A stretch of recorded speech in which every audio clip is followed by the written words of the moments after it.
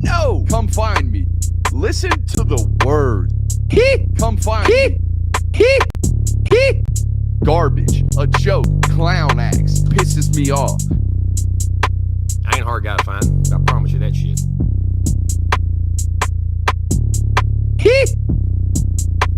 Listen to the words. Garbage, a joke, clown acts, pisses me off. What is up, ladies and gentlemen? Welcome in on a Thursday evening, third show of the week, and it is your show. I mean, ladies and gentlemen, it is your show. It is Q&A. No NBR tonight, no takes from yours truly until you start provoking them out of me via a question format, okay?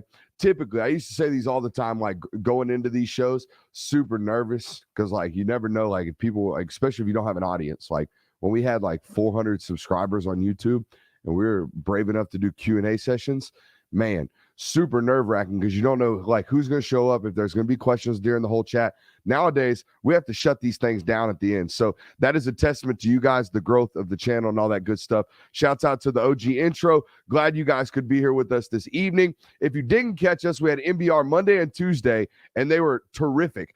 Couldn't even tell you what they were about. Got too much going on in the world and in the life right now. I can tell you that we've gotten 2 Warzone dubs in the last 2 nights. I'm just saying, some would call it a streak.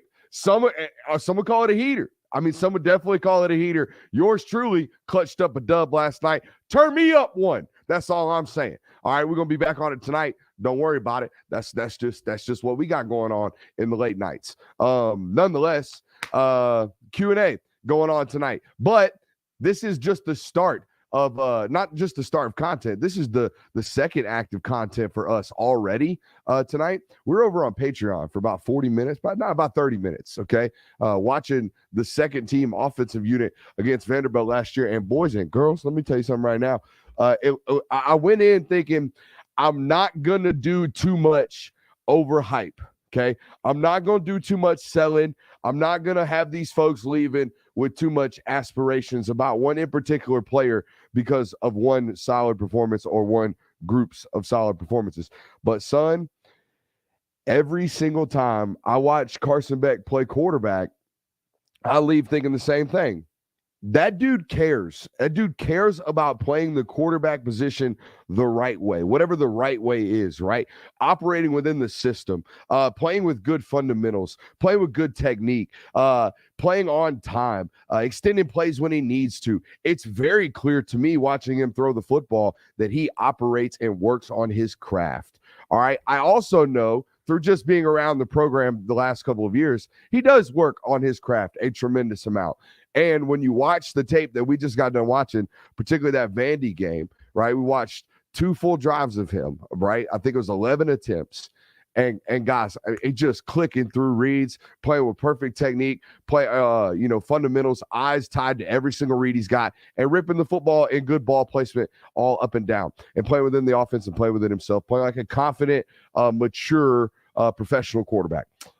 Take all that into account, plus what I know, which is that he's immensely talented, right? He is one of these 1% throwers in a 6'1.5", 230-pound body. I said today on the film study that you guys should go watch, patreon.com/Brooks Austin. The one we're talking about right now and teasing, it's already in the books. We just got done wrapping it up.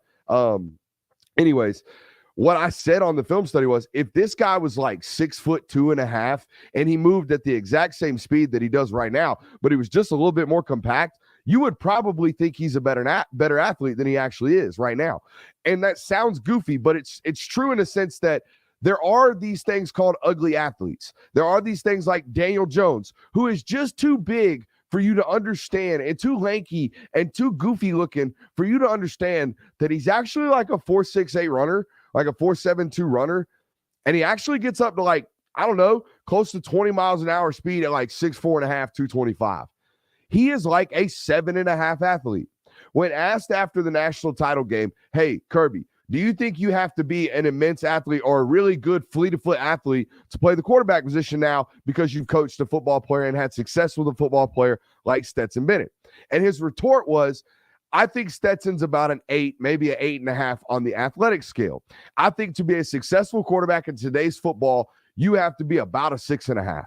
I've said it over and over again. We quantified it. We showed it to you. It didn't quantify it. You can't put a number on it, a physical, actual number and data point. But we showed it to you on tape. I thought today, Carson Beck, if he ain't a 6.8 on the athletic Richter scale score, I don't know what it looks like.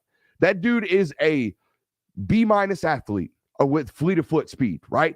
All the other stuff, all the off-platform throws, all the 1% talent throws, all the athletic traits, all the moving away from D tackles, flicking the ball this way, or moving on a run, throwing on the run, throwing a ball on a corner route, all that stuff, the athleticism required to do all that stuff, 10 of 10.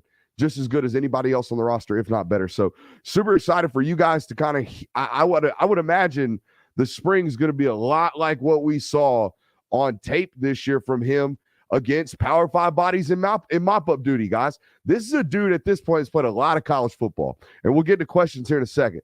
This is a dude at Carson Beck who has played and seen a lot of college reps at this point in his stage of his career, okay? He's been practicing against the best of the best at the University of Georgia for going on 3.5 years. Remember, this was an early enrollee. He got to play in them bowl practices with Jake Fromm on the roster back in the day when George Pickens was going for $180 against Baylor. All right, this is a dude that's been around the program for a long, long time and played and seen a lot of football. So he's going to get to walk into a very, very light schedule, most likely, and even this spring, be very, very comfortable within an offense and go operate, I would presume, like he did during this season. Dude got a lot of reps. You know, you blow out Oregon to start the football game. I went back and watched that just before I started tonight's show. He's in that Oregon game with like 4 minutes left in the third. He got like 5 drives against the Ducks. So he's had a really, really long season, or really, really good look at football and what football looks at this level. So I do expect to hear a lot of good things this spring. I expect the momentum for him to continue to roll, and I expect him to look really, really good this fall based off, what he's put on tape already and what the tea leaves have kind of trickled in. Glad you guys have now trickled in. It's about a buck of you, about 100 of you. I don't know why I said it that way. About 100 of you right now on YouTube. Hit that thumbs up button, spam that live chat. Okay, we will address as many of these Q's and these A's as we can get to tonight. Appreciate you guys for being here, man. Seriously, love being here all off season. Love growing with you guys. Love working with you guys. Have already heard some feedback. Do not, hesitate to kind of reach out, man. And suggestions, all that good stuff, and praisal. If you got any praise for the program, hit us up in the comments with that as well. Going to be here Monday, Tuesday, Thursday, all off season, jam packed for you guys. Let's get rattling. Here we go. Actually, let's hit super subs first. Okay. We just got Robert saying he's here, letting everybody know. And then we got Rudy asking how much do we love the RPG. So this is another Call of Duty. Sorry, I know some shows don't always just talk football. We're pretty always football here. Call of Duty might sneak its way into the show tonight, obviously via super sub here. Rudy is our resident RPGer in the group and on the game right there. So my boy walks around with a gold RPG, and he is about that thing. And so watch out. Oh, we got some more Warzone here. Best Warzone weapon in your opinion? I'm an M4 guy now with the extended mags. Also walking around with that Icarus. Listen to me, Damien. You'd be so proud. Jay, you're so proud right now. I know you are. Listen to me very clearly, knowing COD terms here. Walk around with that Icarus in Warzone lately because, I love them extended mags and the mobility from that kind of, it's not an LMG, but it kind of is, you know what I'm saying, with the mobility factor. And the M4, I like the fact that it doesn't have a lot of recoil. So there you go. And just got to the point where both of those are, tuned up and all that good stuff. Hey, enough of the Warzone questions. Straight into football now. My bad. Here we go. For the brand. Oh, we got subbers just subbing. I appreciate you guys. Let's rattle off questions now. Woo! 9.5 minutes in, the dude just getting to him. Matthew McKinney was up in this joint. Before the Joker even started. All right. Before I even got in here and started looking at comments, my boy had comments. All right. And it's an interesting one. Here we go. He says, "Sup, Brooks? Kirby is known for being a hard-nosed football coach during practices. How do you think the Devin Willock tragedy will affect his willingness to be as hard going forward?" I think these types of off-the-field, quote-unquote, cultural issues, I don't want to dismiss this as one-offs. I do not want to dismiss this as something that, just happens. I don't want to just knock those things off like that. Some people will shrug these things off. I'm not that guy, but I'm also not going to sit here and say Georgia has some kind of cultural issue or Kirby Smart's not doing some part of his job correctly or he needs to do something different. No, I don't know what the changes are to prevent two cars seemingly racing down the track and a tragic death happening. I don't know if that means that Kirby Smart cusses a little less when he's on the microphone. You see what I'm saying? Like, I think the two are disconnected, though I do appreciate kind of the human element, right? Trying to get towards the human element of it because there is an aspect of that, right? This is a guy who does love these individuals. Particularly, I mean, the football coach relationship, the player-coach relationships, y'all know that. Kirby Smart loves his football players. But Chandler LaCroix, if you've kind of studied up on who she was, that was also a near and dear kind of person around the football program for Kirby Smart as well. So surely he's changed and altered as a human, probably not as a football coach, if that makes any sense. Here we go. JJ Fuller says, who else just came from the Patreon study and is ready to be elite with the questions? Amen to that one there, JJ. Who's that coming down the tracks? Is it Mean Machine, Red Black? Yeah, I think that's what it is. Look at me acting like I don't know. Here we go. See, it's the who's and the what's that y'all be bickering about, right? Yeah, y'all really like the who's and the what's don't like the who's and the who's don't like the what's, right? In the Georgia fan base, y'all, that's how y'all are split. Yeah, it's very like the Justin Fields, Jake Fromm discussion. Y'all real 50-50 on that one. Y'all real 50-50 on the who's and the what's, right? And I think it dates back to who has respect for the band and who doesn't, because the band sees it as one way and some people think that's the gospel, and then the other folks see it the other way. Y'all real split on the who's and the what's coming down the tracks. I just know it's a Mean Machine in the red and the black. So there you go. Oh, man. Where are we at? Let's go back up to it. We got some Javon Bullard love. Hey, man, did y'all see the tweet we had today? It was banging. I was watching. So we're doing some things around the house, and we had to be out of the house for a couple hours today. And I was sitting in a coffee shop parking lot. Not going to tell you where it is because I'm not that. It was Starbucks. You know where it was. Oat milk latte. Venti for sure, iced, definitely, sugar-free. But nonetheless, okay, sitting in the parking lot watching some Javon Bullard tape, it was just mystified. Because, I can't get enough tape. If at any point in my life I need to just blank out and not think about anything and not worry about anything, I just turn football tape on. That's just what I do. I don't know about you guys, but that's just what I do. So, yeah, we tweeted some good stuff from Javon because, man, I love watching that guy play football, man, for real. All right, Matthew McKinney says, do quarterbacks work on running/sprinting technique the same way other skill players do? Can Beck do anything to get a bit faster? Yeah, they're all running together and going through the offseason program.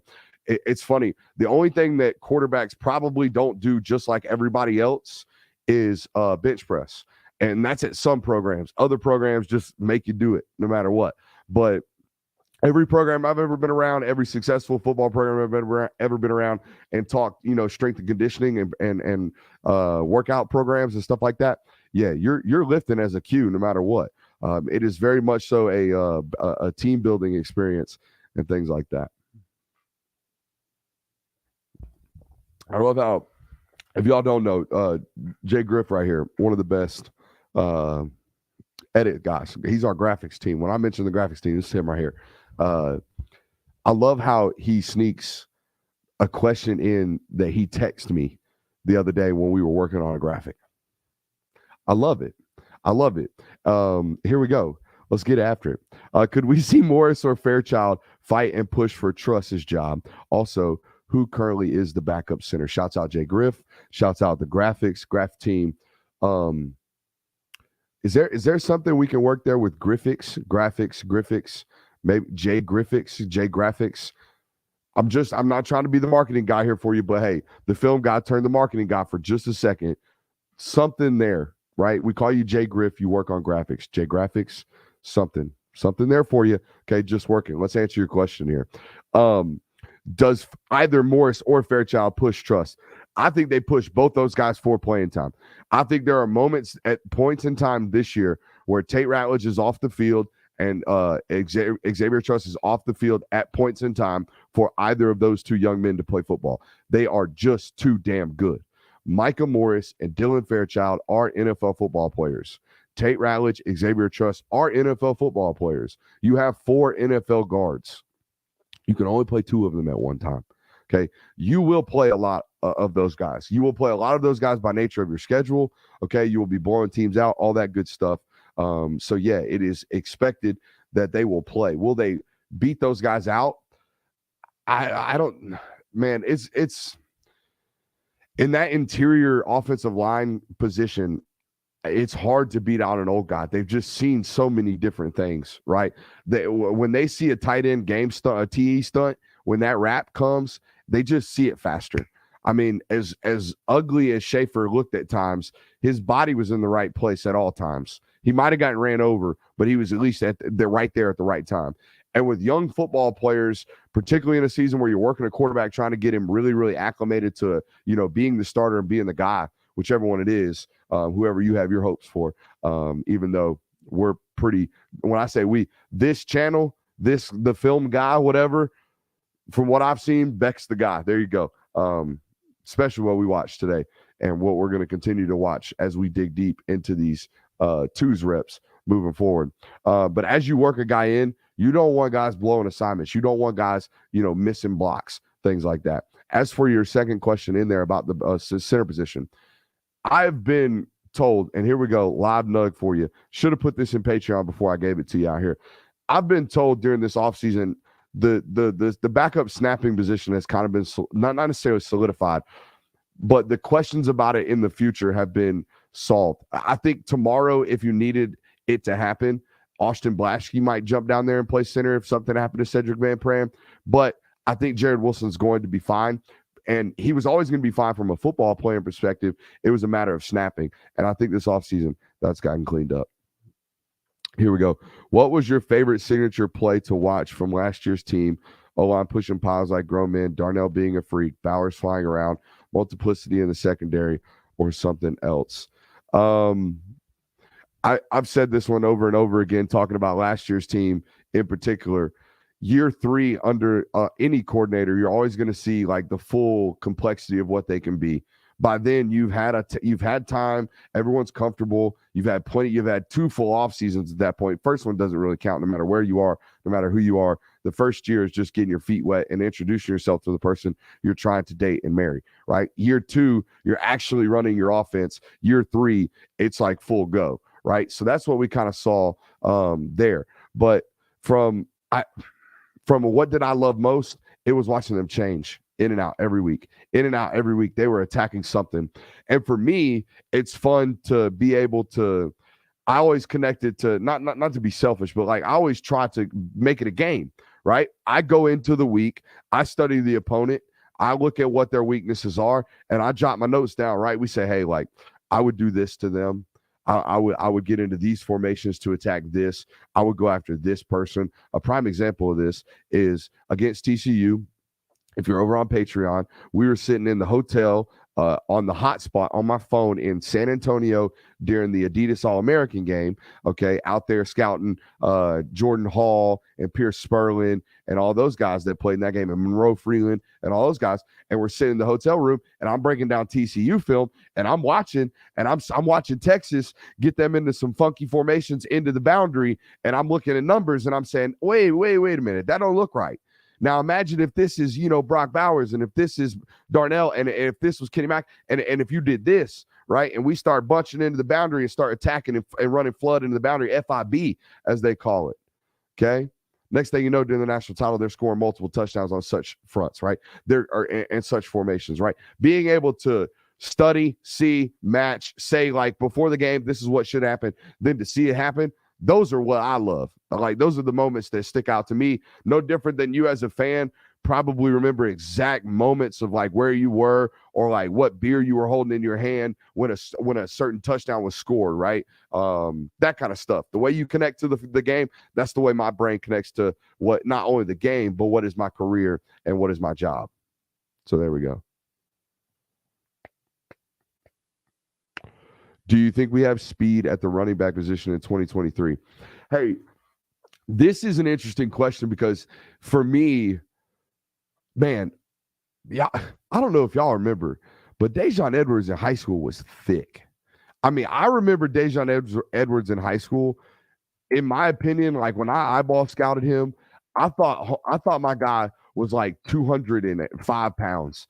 I mean, he looked like a big, thick boy to me. Okay, here is a photo of him. Let's see if I can share my screen here. Let's go share screen. Let's go window. We're gonna go to this one.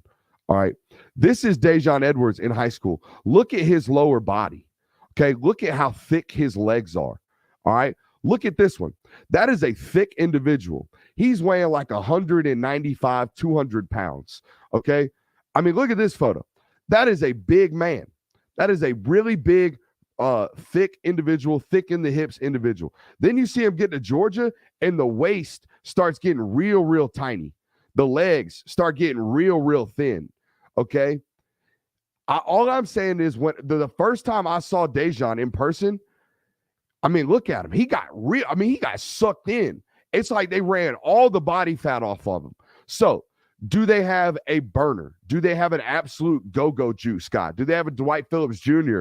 on their roster like they do on their commitments list currently? No. They do not have somebody that is a 4.38 guy in that backfield right now. But I saw Todd Monken give this dude a jet sweep against LSU. I saw him run him in jet motion and toss him the football, and he outran the edge. So, from a football X's and O's perspective, right? The question of do you have a speed back? The only way to answer the question is get your ass in jet motion and see if you got somebody to outrun an edge. And if you do, if you got one to outrun LSU and Harold Perkins and all them guys, by God, you got a fast back. You got a fast enough back. All right. Here we go. Brooks, thinking long-term, do we need to worry about Shane Beamer and the Gamecocks? You are the University of Georgia. I do not believe that the University of South Carolina is a 12-year or 12-win annual a year team. I don't think that is possible. Okay. You got to have 100,000-seat stadium for me to believe you can be a 12, 13-win annual team in the SEC. Look at that. Look at the history books, guys. Look at the commitments every single year financially it requires to win at the rates that the University of Georgia, Alabama, even LSU has, right? Okay. All these schools in the SEC, if you're going to win on a perennial basis at the 12 game a year clip, if you're going to be like committed, okay, to winning, Tennessee's got about the only shot.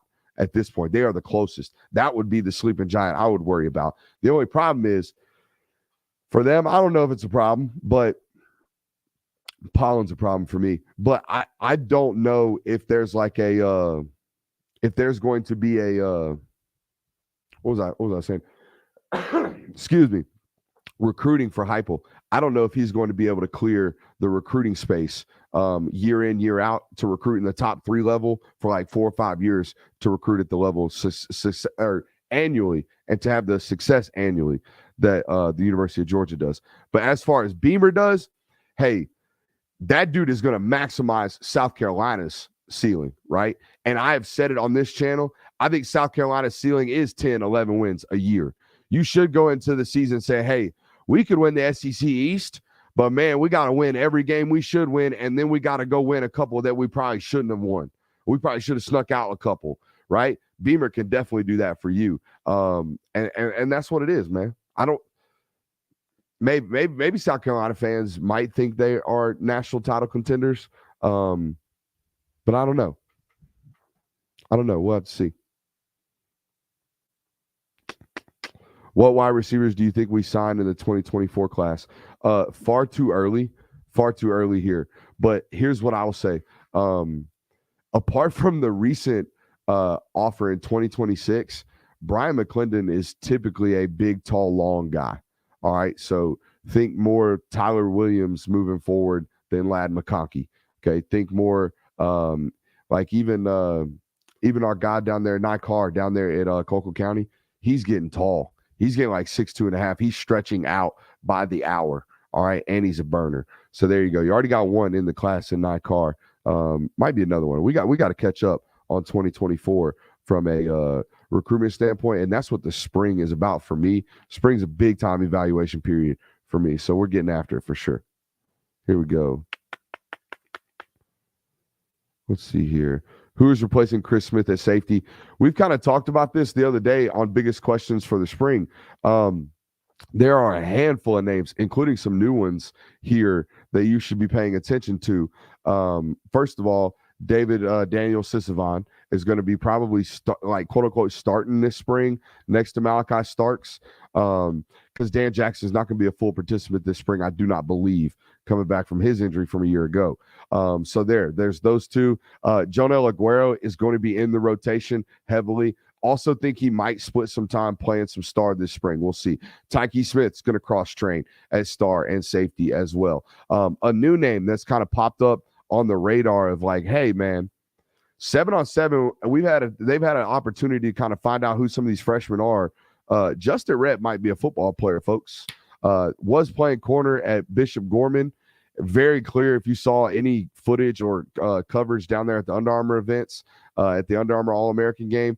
That dude is big. I mean, he is a thick dude. They immediately moved him back to safety. Turns out he's a pretty good football player. So there's like 4 or 5 guys that are rotating for one spot, because the other one, Malachi Starks, is going to play a bunch. But I think he might play 2 nickels this year. It reminds me, they're totally different because they're both really, really short. Not really, really short, but they're both much shorter than the 2 individuals I'm going to talk about. But a couple of years back in 2019 and 2020, when Tyreek Stevenson was still on the roster, every time teams got in third and long, third and obvious passing downs, Mark Webb and Tyreek Stevenson were on the field. Tyreek Stevenson would kind of hang out in the box and do a bunch of fun stuff. And then, they would roam Richard LeCount, and they would let the 2 nickel defensive backs kind of handle any tight ends and any guys over the middle that caused any problems. I think you might see them play the 3-headed kind of trio of Javon Bullard, Tyke Smith, and Malachi Starks a lot together on obvious passing downs. Those are 3 individuals who are 3 very uniquely talented individuals, very different talents that all do a tremendous job of creating havoc when the ball is in the air. They're 3 people who have a natural inclination to be around the football somehow, some way. They're not supposed to be there. They disobey their rules sometimes to get there. They just happen. The Marvin Harrison play is a prime example. Javon Bullard breaking up that play legally, by the way, making contact with his shoulder, albeit first. Okay. He just there. Tyke Smith is a very similar player. Malachi Starks is a very similar player in that fashion. Here we go. Julie Moon. Shouts out Julie. Julie is one of our most adamant supporters on Instagram. That is right. Your boy has an Instagram page. Shouts out at Brooks Austin BA on all your social media platforms. We don't do a lot of Instagramming, but Julie constantly tagging me in her stories. And we love the love. You know what I mean? Here we go. How does Bowers' game change this year without Giant Darnell on the field too? So here's the thing that we talked about a little bit the other day. I think the new 12 personnel, if you will, the Oscar Delp and Brock Bowers combination of the 12 personnel stresses defenses uniquely in a much different way. When Georgia gets into 12 this year, I think they're going to be in a detached version. I don't think you're going to see 2 tights. I don't think you're going to see, Brock Bowers in line on the line of scrimmage with Brock Bowers right on his hip, like it was Darnell and Bowers these last couple of years, or Darnell on one side of the line of scrimmage and then Brock Bowers detached on the other side in motion. I don't think it looks like that very often. It might get into that on some short yardage downs or some obvious run downs, right? They might still do some of that stuff, but they won't live in it like they did at times this year. Nowadays, they'll split them. So when they split them out like this, what they will now stress defenses to do is they will say, like used to, they didn't worry about necessarily linebackers in the SEC having to run and cover Darnell Washington.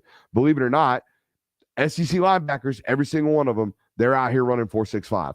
Every single one of them. All of them. They did not stress about Darnell running away from them. So they would put linebackers on Darnell in passing routes and passing coverages. Now, he would stress them totally different in the run game. That's beside the point. The new point is now you can't do that. We're just going to put a linebacker shit on Delp. You can't do that. He will run away from you. He's a 4.49 guy. He's a 4.5 flat guy. I'm here to tell you not every single linebacker in the SEC does that. All right, so the new 12 stresses you a different way that the old 12 did. Now, instead of can that safety hold up in the run game when they lean on us, and can he kind of big body and, oh, crap, we got to guard Bowers. Now it's, hey, how do we guard these guys? How do we spread out enough to run with these tight ends who are really not tight ends? Both of them are uniquely talented with the ball in their hands after the catch, and they're tough, contested catchers. How do we handle these big 6'4" running backs that are playing tight end? That's the question that defenses now have to face. Great question, though. You know what? I told you the other day, men, ladies, especially women, or anybody, if you're handling the yard, my mom handled the yard growing up, believe it or not. So yeah, shouts out mama. I always wonder why she had the rag on her face in the spring, pollen. We're reaping it. I know y'all. Oh, that was probably excellent on podcast. We are available on podcast. You can get a little ASMR, okay, through the nostrils. Just search Film Guy Network. However, wherever you find your podcast, that probably sounded absolutely tremendous on this nice, fancy microphone. What a professional this guy is. How dare you? I'm not even gonna read this comment out loud. How dare you? I do not. Can you break down Ryan Puglisi's film? What are your thoughts on him? Hey, guess what? This I know. ZE 1993. I'm not calling you out, but I'm calling you out. I'm going to presume, I'm not going to say that this is a joke. I'm going to presume that you are new to the channel. And if you are, that's great. Thanks for being here. I actually have film study with the man himself. Okay, Ryan Puglisi sat down with us via a nice little StreamYard link, okay, and broke down his own tape. Okay, it was a fantabulous interview. We've done a very similar thing, actually the exact same thing, with Jacoby White, Julian Lewis, the number one quarterback in 2026, Monroe Freeland, the five-star tackle that just enrolled at the University of Georgia. We've done like 5 of these episodes. Guys, I love that y'all show up and listen to my big-headed ass rant and rave and get way too excited about football. I love that y'all do that. But some of the best stuff that we do, I truly believe y'all don't watch. And this is a prime example of it. And I'm not upset, but I'm a little hurt because I think it's some of the best stuff we do. Having football players on like Ryan Puglisi talk through his play, you will not find higher quality football content, I truly believe, when it comes to your football program. These are the guys that are going to be on your fields talking about who they are as football players. Not why'd you pick Georgia, what you like about Todd Monken for the 9,000th time. This is real stuff, and it's on the channel. You should check it out. Brooks is no longer mid at COD. 3 months ago, dude hit in the mid container on shipment. It's not a lie. It's not a lie. Self-deploy too. Right there in the container. The shipment be crazy, bro. Willie Jr., who has a better coaching staff, in your opinion, in the SEC than Georgia? Nobody. I do like how Heupel's staff is congruent. If you look at Heupel, particularly his offensive staff, not necessarily his defensive staff. If you look at his offensive staff, most of those guys are Heupel guys. Okay, they've been around Josh Heupel for a long, long time. That provides continuity. That provides consistency. That provides all that good stuff that leads to year in and year out results. Let's see here. Wow, Jonathan with the long one. Tighten it up, man. I'm just kidding, Jay Will. Here we go. If Ringo goes in the first round, UGA will have had 3 straight years where a secondary player goes in the first round. Wow. Would be a first in program history. First since Ohio State in 2016 through 18. Thoughts. My first thoughts is, my God, was that run of Ohio State corners some dog doo-doo. I think that's if I remember correctly, like Joe Hayden's the only Joe Hayden was a Florida defensive back. They had some bad ones in that run because Cleveland had a couple of them, and it was just miss on the first round corners at Ohio State. But what does that say about Georgia? Nothing that we didn't really know, right? And it's a byproduct of really great coaching. I think right now, if you polled like the AFCA, the American Football Coaches Association, every year when they do their clinic, they poll a bunch of high school and college football coaches. I wish they would like poll them anonymously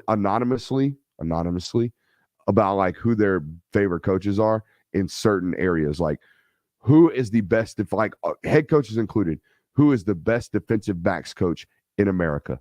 I think number one, unequivocally, would probably be Nick Saban, and then it would be Kirby Smart. Somebody, like it would be almost a coin flip, maybe. Might be a coin flip. Saban might get it just because of the old head nod. But when it comes to the world of college football and even professional football, there are very few individuals that coach and know the cornerback position and defensive back position like Kirby Smart. It's one of, I mean, I'm pretty sure. Yeah, I know this for a fact. His first ever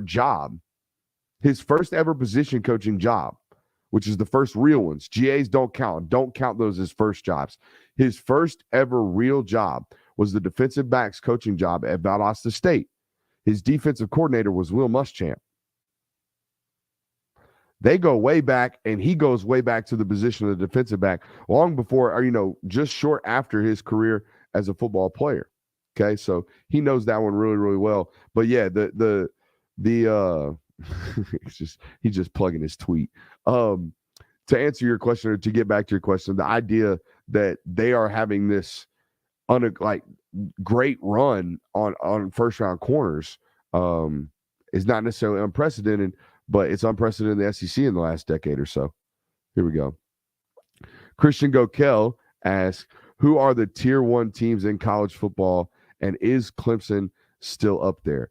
So I think there's immediately in my mind goes boom, right off the top. Georgia, Alabama, Ohio State.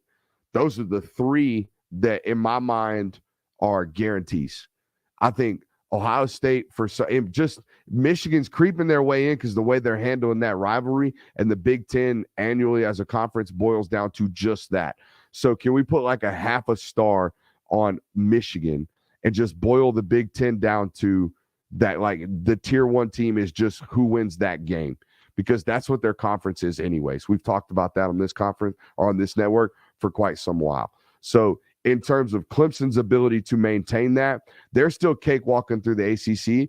The problem and the concern I have about Clemson is conference realignment and what happens to the ACC as a whole.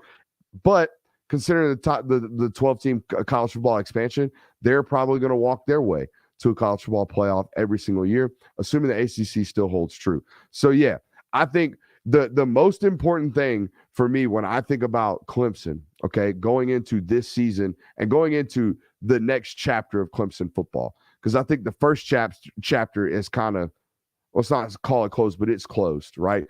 The Deshaun Watson, Trevor Lawrence, decade transcendent quarterback back-to-back type stuff, that chapter of Clemson football closed. New chapter into the new NIL portal of college football has now opened. But the new chapter of Clemson football started for me when Dabo Swinney decided he was going to go out and fire an offensive coordinator and go out and hire a really, really high-paying one, and one that was like the sport was after, and Garrett Riley at TCU. When you see a dedicated move to change like that, for me, that indicates a coach that has identified some issues within and of himself. And he's pointed the finger and say, like, hey, we got to change. And I know I'm the defensive guy, but we're going to change it. And we're going to go out of my comfort zone, and we're not going to hire within. We're going to go out of this building, and we're going to bring someone else in, someone new, someone fresh, someone different. And for a guy like Dabo Swinney who does not do that, that to me was like hey, Clemson might be moving more towards maintaining their supremacy of the ACC. But the problem, not the main problem, but the concern for me is the recruiting rankings at Clemson. Okay. If you just look at it, prior to NIL, they were a consistent top 7 recruiting ranking team for about a 5 to 7 year stretch under Sweeney. And ever since NIL has just increased its importance in the sport of college football, tick, tick, tick, tick, tick, Clemson's just fallen. Not like a rock, but they're just kind of doing this. And that'll eventually play out on the field. It hasn't quite yet, but I think it'll catch up to them. Here we go. Honestly, I have to thank you, Brooks, for telling me about the cookout. 14s, $39 of. Oh, you talking about cookout? Yeah, dog. Cookout is bang for that buck. Okay. Hope you got strong porcelain at the house, though.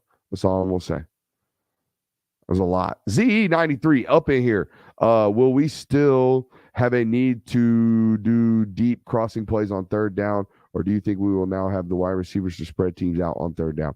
Okay, so the idea of crossing the field and running to space, that is now football. That is modern offense of concepts, okay? So saying downset hut, run across the field to the hash, Arian Smith, that better still be in the playbook, okay? Bobo, if you're listening, that better be still in the playbook. Now, are you going to be a seam from number 2, dig from number 1 on 3rd and 9 to bring that X receiver back into the face of Stetson Bennett and let him throw a nice timing dart route right in front of his face? Maybe not, because now you got a quarterback that can and a receiver group, by the way, that can now go, hey, now we're going to say ball on the right hash. Okay, we got a quarterback that can now throw the double move, sell the post to the comeback all the way across the field. That big boy NFL 1% throw, that damn Carson really spins it, George Pickens. I want him to throw at the pro day type throw. That, ooh, y'all see that ball come out his hand type throw? He's got those. So maybe that opens up a different portion of the playbook.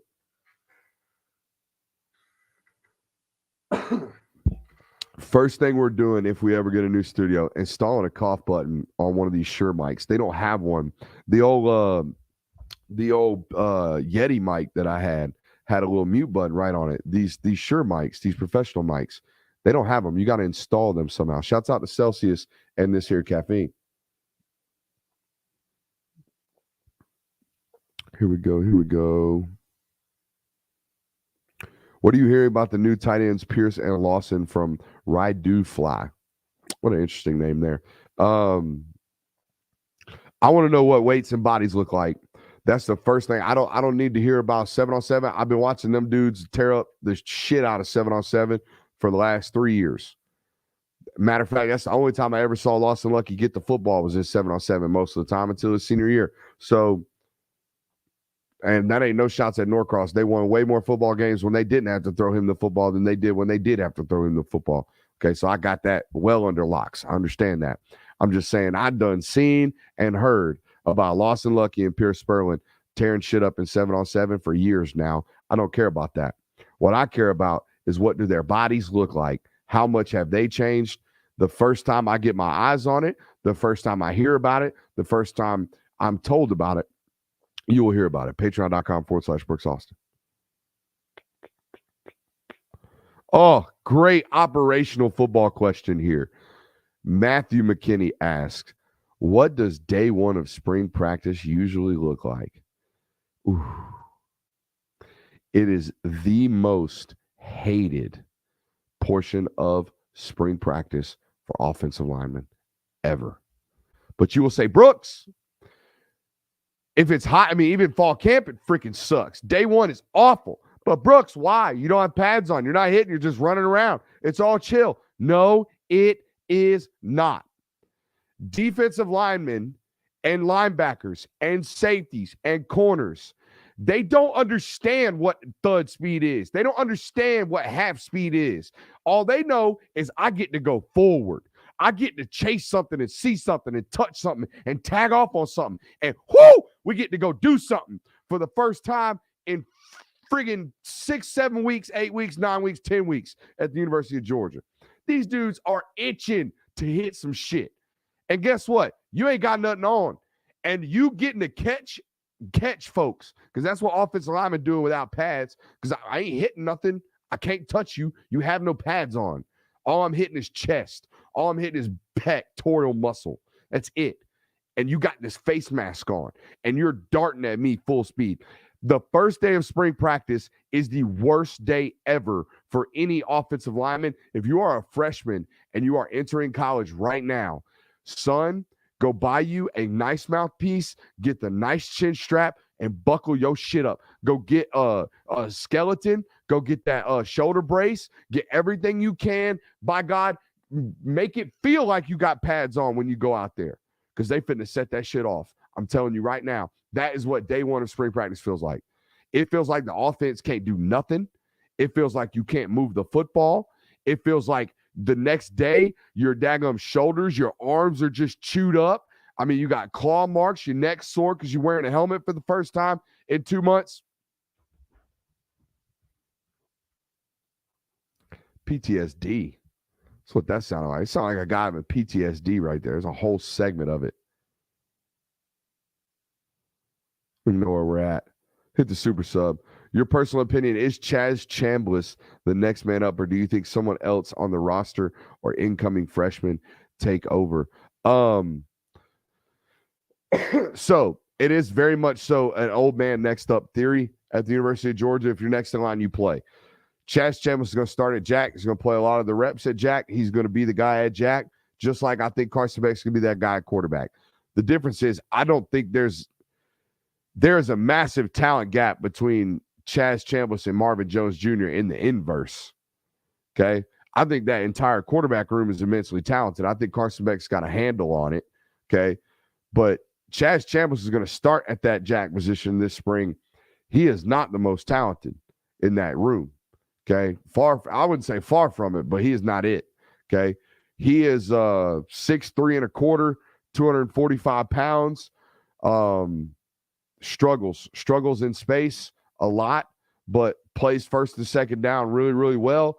And prior to kind of getting banged up against Ohio State, I thought was playing one of his better football games that he had up to that point. So he's not the twitchiest football player. And when I watched him on tape, and when you watch him, you like on Saturdays in his first, I would say 6 or 7 football games, a non super twitchy athlete, after replacing a guy like Nolan Smith, it stuck out like a sore thumb. Chaz being out there from an athletic limitation standpoint. And on top of that, he was thinking and processing. It looked like it looked, you know what I'm saying? And then towards the end of the year, he started playing with a ton of confidence, and he started playing really, really fast. The LSU football game for Chaz Chambliss, if he plays 12 games like that this year, he'll be a 7.5 sack guy. He'll be a 12.5 tackle for loss guy. He will be a really high motor, productive, high quality football player at the Jack position. He will be the edge rushing version of what Malik Herring was for the University of Georgia at defensive end for 3 full seasons. Malik Herring, I think, started at Georgia for almost 2.5 years and was really, really solid at that DN spot. Just not a high ceiling guy, but damn was that floor solid. That's exactly what Chaz Chambliss is, in my opinion.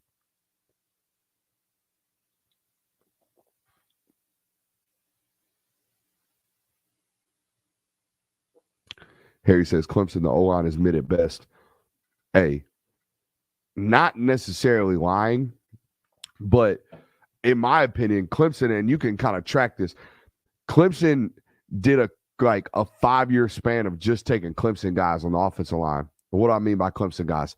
They took 6'4" to 6'5", 285-pound high school offensive tackles that showed plus athleticism, but showed a ton of work needing to be done for them to meet that ceiling. Okay, those were Clemson guys. Okay, a lot of them were 3-4 stars. Clemson looked past that and said, "It's okay, we'll get them into our place and we'll make them great." Some of them panned out. Okay, most of them did not. Most of them just end up being very, very good ACC offensive linemen. Very, very good ACC offensive linemen do not hold up very well against elite Big Ten defensive lines or elite SEC defensive lines. I think we've seen that kind of play out in the last playoffs that Clemson have been involved in. Which new receiver, freshman, or transfer has the most production for the Dogs in 2023 and why? I'm going to go Dominic Lovett from the wide receiver standpoint. I think he is one of the one of the more refined route runners Georgia's had at the the Z receiver position in some time. He's very different than Kyrus Jackson. He's very different than Ladd McConkey. He's very different than some of these X receivers or Z receivers. God dang, I keep doing that. Some of these Z receivers you've had in the last couple of years. Even dating back to like 2020 and 2019 when Dominic Blaylock was healthy, he was morphing into a Z receiver that was kind of this, even Jermaine Burton. They're all very, very different than what Dominic Lovett is. Dominic Lovett is a 5'11 and a half, 185-pound, really, really solid, like A-plus route runner. This is a guy that's going to be open. He's going to get open. This is a guy that if you give him and a guy like Carson Beck, who operates off of timing, who operates off of precision, who operates off of just let me know and guarantee where you're going to be, that's a dangerous combination for a guy in a quarterback that's based off of, again, I'm going to be at this point. You should be there. You're going to be open. And by God, as soon as you come out of that break, that ball's going to be on your face mask. No questions asked. Precision on the other end helps that a lot. Georgia doesn't have quite the precision at the receiver position like Dominic Lovett.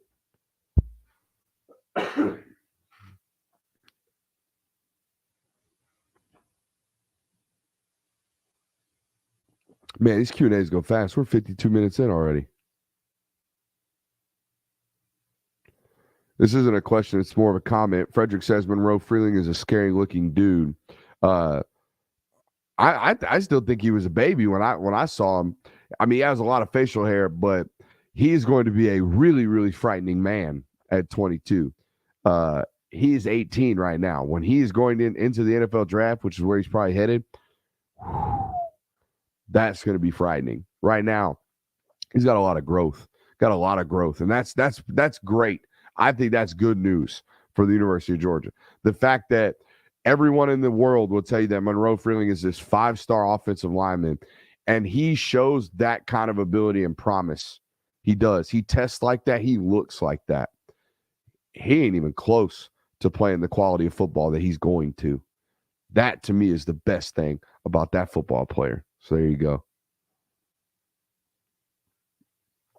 Rains Plant says, what are your thoughts on Landon Thomas and how will he fit into the Georgia offense? Well, one thing I know about his football coach down there, Sean Calhoun, the head coach at Colquitt County, that's a Valdosta State guy. That's a Kirby Smart guy. Little fun fact, I'm pretty sure, if my memory serves me correctly, there was some crossover with Sean Calhoun as a player at Valdosta State as a quarterback on those staffs that Kirby Smart were on. So, guys, this world ain't as small as you think it is. It really ain't. All right. Yeah, when it comes to South Georgia, man, there ain't a better football coach for the University of Georgia than Kirby Smart. That dude is a South Georgia Kang. I'm talking about spell it with an A, brother. K-A-N-G, Kang. That dude is a South Georgia Kang. He knows what he's doing down there. So yeah, don't think there was as for Landon, there's not going to be any surprises with who he is as a football player, who he is as a person when he gets to Georgia. Nor is there going to be any type of worry about transition from, hey, will this guy be able to learn a big-time playbook? Because Sean Calhoun, that's as big of a playbook as a high school football team gets. That's as professional and as college organizationally ran program in high school football as it gets. It's one of them. It is Joey King at Carrollton. All right. It is whatever they're doing at Buford. Buford, my God, I couldn't imagine how hard it is to be an offensive lineman or a quarterback or a tight end at Buford. All of the different formations they got going on, all the different motions, they still huddle up. From certain organizations, certain places around this state, you're going to get a really, really smart football player when you get them on campus. Landon Thomas is one of those. As what is he as a football player? I will tell you this right now. I had a source tell me they said he's not Brock Bowers. Do not mistake any of this for it. He's going to be as good as Brock Bowers, or he is going to be better than Brock Bowers, or anything like this. But I had a source tell me that Landon Thomas, as a junior, does everything at the tight end position better than anyone on the roster does everything at the University of Georgia. So when it comes to, does he block well? Yep. Does he catch well? Yep. Does he run routes well? Yep. Does he test like a freak? Yep. Okay. Is he an elite in-person eval? Yep. Is he an elite person? Yep. Okay. Like all of these traits, do you check the boxes? He checks more boxes at the tight end position than anybody that Georgia's had over the last couple of years. Does that mean he will be better than Brock Bowers or Darnell Washington? No, because they do one thing, or they do a couple things way better than anyone's ever done them before. Okay. That being said, Landon is extremely, extremely well-rounded. Love this channel, man. Great content. Sick 'em. And stick 'em. Go Dogs. How about that from Whipmaster Hart? Hey, if you do love the channel, if you do love the content, hit that thumbs up button. As long as you guys are here for the foreseeable future, we're going to keep running this. You guys are loading in here. So make sure you're continuing to hit that thumbs up button, and we'll keep answering your question. Z1993, I'm sorry. You've asked like 12, 15 questions tonight. We're going to move on to the next guys. Food question. Got to hit it. Biggest pet peeve in the fast food industry? Right now, probably lack of actual workers being able to produce the food fast enough. Not really fast food anymore. We go a lot of places, they just don't have the manpower to make the food fast, which ain't the problem of the workers, more the problem of the system and COVID and all that good stuff. And minimum wage economy. And I'm a football guy, but whatever. Probably my biggest pet peeve there right now. Other than that, pollen, god dang. Biggest pet peeve in the fast food industry. Taco Bell, y'all aren't staying open as late as you used to. You definitely aren't. McDonald's, I got a McDonald's right here by the crib. That some bitch closes at like 10 o'clock. Don't know what you're doing. Don't know what you're doing at all. Why are you closing so early? The Panda, the Kung Fu Panda, the Panda Express right next door, right to the crib, closing hella early. The Arby's down the road, Arby's slept on. I think Arby's gets a bad rap. Arby's is very much so the Warren Ericksons of offensive linemen in Georgia. Gets a bad rap. Okay. Arby's, high quality. Where's the beef? Telling you right now, not bad. Okay. Arby's over here, closing all the time. Just never available. Broken hand going into the Clemson game, Warren Erickson. Not available. Just not ready. So probably my biggest pet peeve as of late. But again, not anything that, the people themselves can solve. More of a corporate issue right there. Also, if you're becoming I'm drinking a lot of Cokes lately. I've been telling you about that lately, but it's been a different change in me, just trying to supplement one carbonated drink for another, if you know what I mean. But if you got a really flat soda, or if the syrup's off, that's really going to mess up the vibe. It's really going to jack the vibe up in the whole entire experience. So yeah, that. Also, going to a restaurant that I am like very comfortable with, and something being off, whether it be the dipping sauce or something. The barbecue from Chick-fil-A changed on me a couple months ago. Didn't love that. Did not love that at all. The Zaxby sauce. I know you fat boys out there like myself have noticed this. Zaxby's cut corners on the Zax sauce. It ain't hitting like it used to. I don't know what happened. Maybe they cut down on the pepper. I don't know. Maybe my Zax boys can hit me up on this one. But I'm not calling anybody out. I know that's an Athens-owned business, operated and created in there. Shouts out JT Daniels and the NIL collective and all that good stuff in that deal that y'all lost some money on. But you can pay for JT Daniels to stand inside of a booth and take photos for your butt and only play 6 games in the University of Georgia, but you cutting corners on the Zax sauce. Don't love that. That's kind of a pet peeve of mine.